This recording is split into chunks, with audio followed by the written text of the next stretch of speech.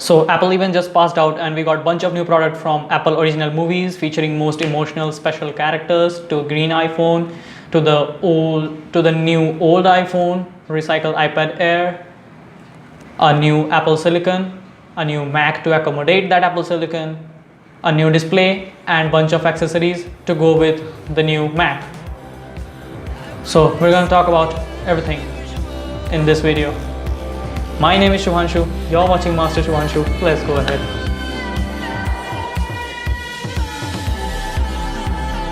Okay, so iPhone 13 and 13 Pros got a new green color which is called green for normal iPhones and alpine green for the Pro iPhones. Okay, so the new old product that Apple announced today is iPhone SE 3rd Gen. It comes with the same futuristic Retina display which, hold your breath, is still 720p. Wow! In 2022? In a phone that cost $430? It's Apple. I think only Apple can justify this. And also the base model only comes with 64 GB of storage. It's Apple, baby. This phone comes with the same old design as iPhone 8, same old camera, same old display, same old lightning connector, same IP67 water resistance and a slightly bigger battery. It might even be same. Just the new A15 is a little more efficient and hence the battery life is longer. This is really what Apple can do. It's something only Apple can do. Okay, so while we are on the topic of SoC and battery inside the iPhone SE, the new iPhone SE comes with Apple A15 Bionic chip with 4-core GPU and a 5G support and has 2 hours longer battery life than the outgoing iPhone SE. Now, I want to discuss something with you. Now, I do think that the chip inside iPhone SE is underclocked version of Apple A15 Bionic.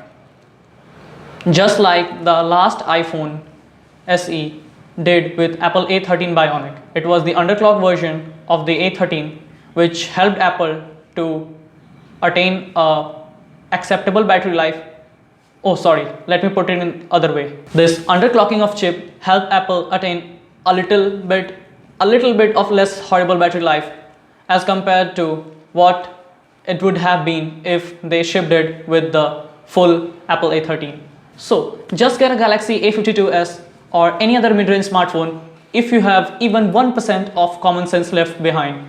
You are only losing wireless charging at this point, which at 5 watts is still useless, and getting infinitely better display. It's OLED 120Hz, baby. A far more superior camera system, superior battery life, like way more long lasting than iPhone SE. I can bet you on that. Okay performance. I mean, performance in the A15 is literally the great, but since you do not have battery life to go with it, I think that performance is useless. And also, in case of Galaxy A52s, you are getting 128 GB of storage.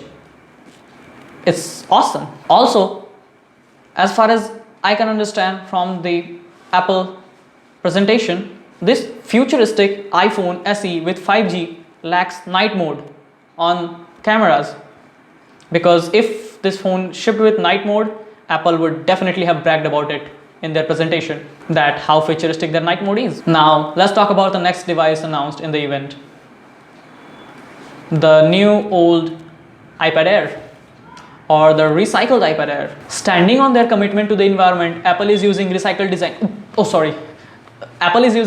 aluminum on the new iPad Air. iPad Air now comes with M1 SoC, 5G, a new 12 megapixel ultra wide camera with center stage, a new Thunderbolt port instead of Type-C, and that's it. Everything else remains the same as the old iPad Air.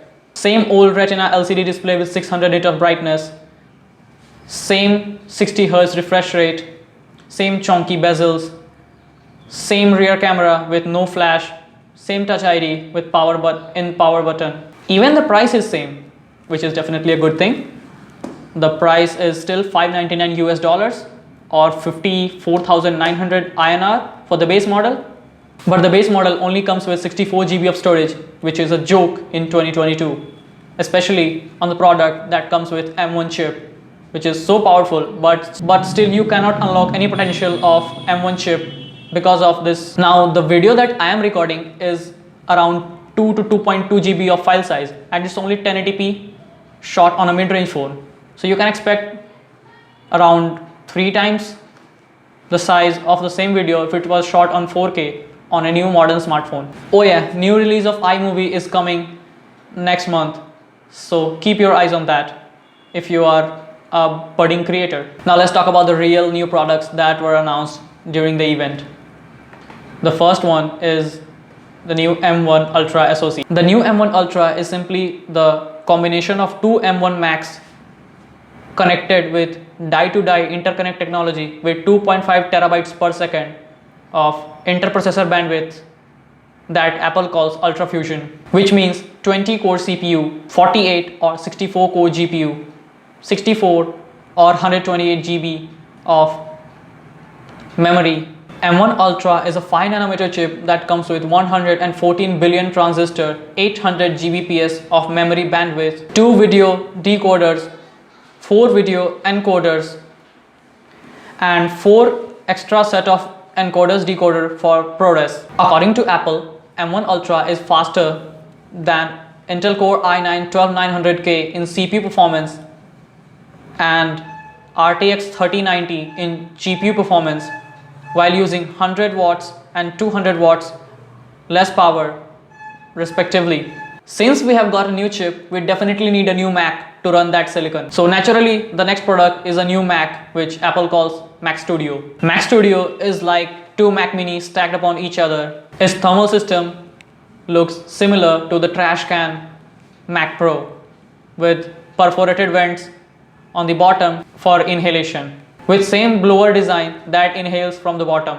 I/O on the Mac Studio is similar to Intel Mac Mini. On the rear side, it comes with 4 Thunderbolt 4 ports, 10 gigabit Ethernet jack, 2 USB-A ports, and a Pro audio jack, which supports high impedance headphones and amplified speakers, whatever it means. On the front side, it has 2 USB-C ports if you go with M1 Max, and if you spec it up with M1 Ultra, it comes with 2 Thunderbolt 4 ports and an SD card slot. It also comes with Wi-Fi 6 and Bluetooth 5.0 on board. Now let's come to the performance comparison that Apple showed during the event.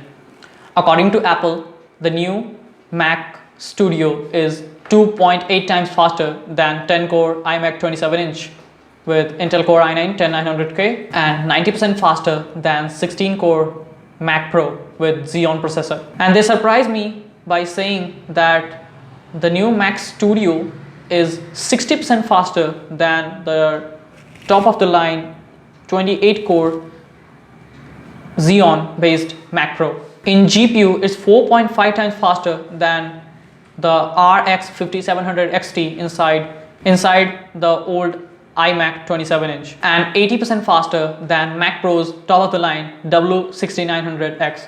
Nice. And since the new Mac Studio has unified memory design, the GPU can access full 128 GB of the memory, which is more than 2.5 times than that of the fastest PC graphics card that we can buy for the workstation. Apparently, it is also capable of playing 18 streams of 8K ProRes 422 video. Overall, according to whatever calculation Apple did, no one knows what they do and how they put those graphs on.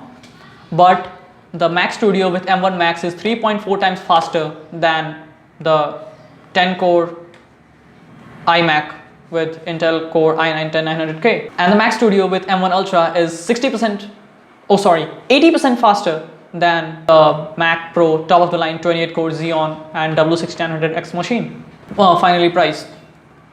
It starts with $1,999 for the M1 Max version and $2,999 for the version with M1 Ultra. And the final product is Studio Display, which is same display as 27-inch iMac, I guess.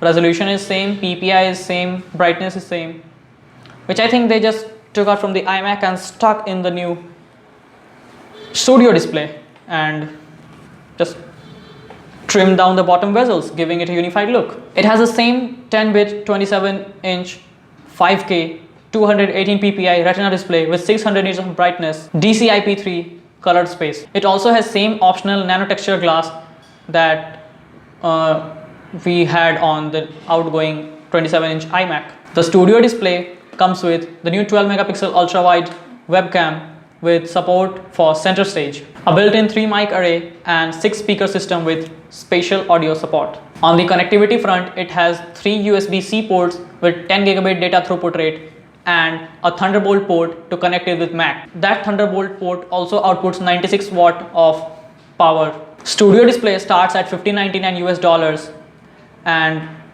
goes for $1899 US if you want to add the optional nano texture glass. So that's all that has been announced today. I hope you guys enjoyed it. If you liked my effort, don't forget to give this video a thumbs up. Also, what's your favorite product? Do let me know in the comments. Also, please subscribe to the Master Shubhanshu channel. That's it for now. Thank you so much for watching. Until the next, this is Shubhanshu signing off. See you later. Peace. Don't forget to subscribe.